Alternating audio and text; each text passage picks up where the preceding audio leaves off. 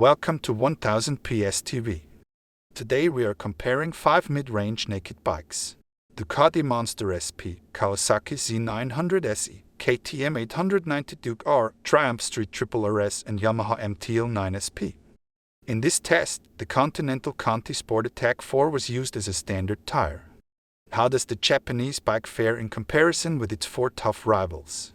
Stay tuned.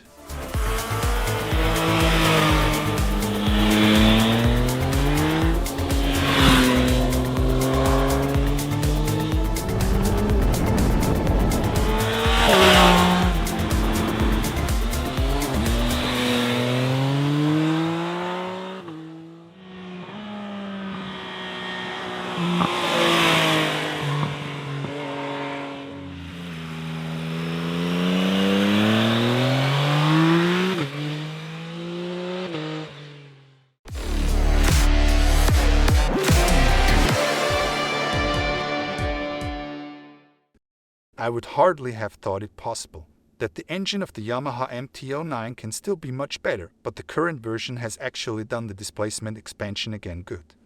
In sovereignty, the engine with its 119 horsepower at 10,000 RPM is hard to beat.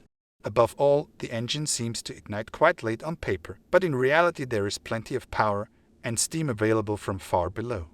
In this 5-way comparison, the KTM 890 Duke R with 121 horsepower comes closest. The Ducati jerks too much at the bottom end. The Triumph only really picks up from the middle, and the Kawasaki with its inline 4-cylinder is even more confident, but also far less powerful overall.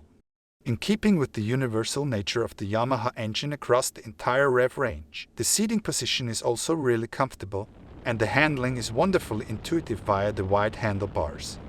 The better suspension compared to the normal MT-09 with fully adjustable Kiaba fork in front and even fully adjustable Öhlins strut in the rear on the SP version also spoils suitably with a lot of feedback with sufficient comfort, without feeling unnecessary harshness.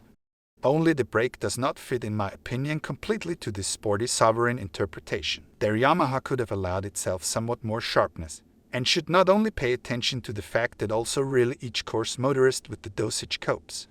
In this comparison, Ducati, KTM and Triumph definitely do that better, and even the Kawasaki Z900 SE, which is tamer in almost all respects, is not inferior to the Yamaha.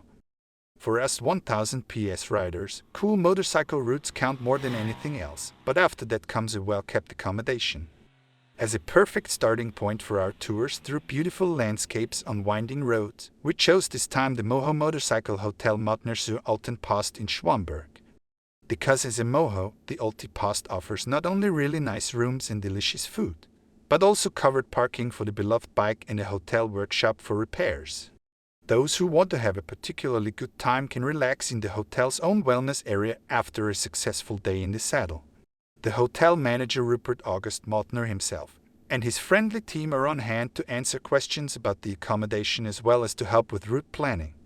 A real recommendation of the partly strongly spoiled 1000 PS crew. We had the Continental Conti Sport Attack 4 as a unit tire in the test. Continental itself says maximum grip, performance and accuracy about the Conti Sport Attack 4 and is not at all wrong. After all, during our ambitious test rides on the 5 sporty nakeds, the Conti Sport Attack 4 with its black chili rubber compound actually offered decent grip and traction, as well as enormous precision when turning in. Particularly fine was in this the short warm-up time. The Conti Sport Attack 4 needs surprisingly little brake-in time for a tire that can also be used for track use at occasional track days. Also very important in our test was the wet performance, which is also beyond reproach, and we are not surprised that the Conti Sport Attack 4 with its rain grip technology performs so well in various tests.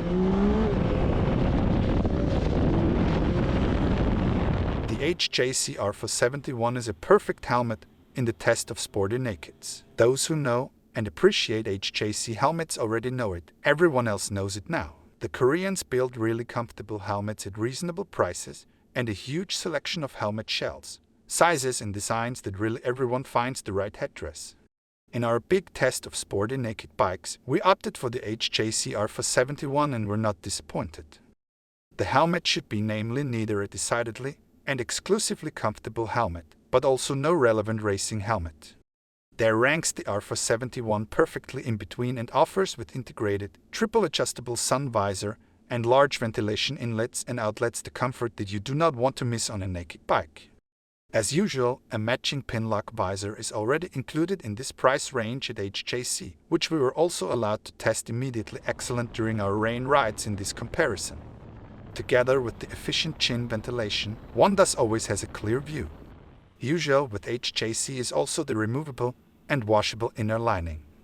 Due to the new, stricter ECE 22.06 standard, almost all helmets on the market have basically become somewhat heavy, but the Alpha 71 still ranks in the good midfield, although it already has the preparations for the communication systems HJC 21BR50B included.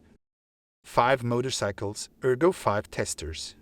Each of the 5 editors was allowed to award 4 points for evaluation in the test. 20 points were thus possible. With 16 points, the Yamaha MT-09 SP ranked 3rd, equal with the Ducati Monster SP. The fact that it doesn't make it further up the list is probably due to its universal design, which basically everyone can get along with, but which can't necessarily be called sporty. Above all, the very comfortable seating position is not dynamic enough for some testers, and the brakes should have more bite. However, the chassis, electronics, and not least the powerful engine are completely convincing. All this adds up to an excellent price-performance ratio. Conclusion of the Yamaha MT-09 SP. The MT-09 already had it easy in the previous generation. It is the even more nobly equipped version of an already really good, because wonderfully agile fun machine. This is no different with the current SP version, but it has been improved again overall. A bit more power, increased torque and better tuned electronics make it even more fun. The suspension, with classier KYB and Öhlins components, works excellently as expected. The brakes could be a bit sharper, but the seating position is still what you'd expect from such an agile and easily controllable fun machine. The few quirks like the small TFT display or the controversial light mask do not make it worse at all, but simply an even more independent personality out of it. Thank you for watching this video. If you liked the test, give us a like and subscribe to our channel. Stay tuned and see you next time.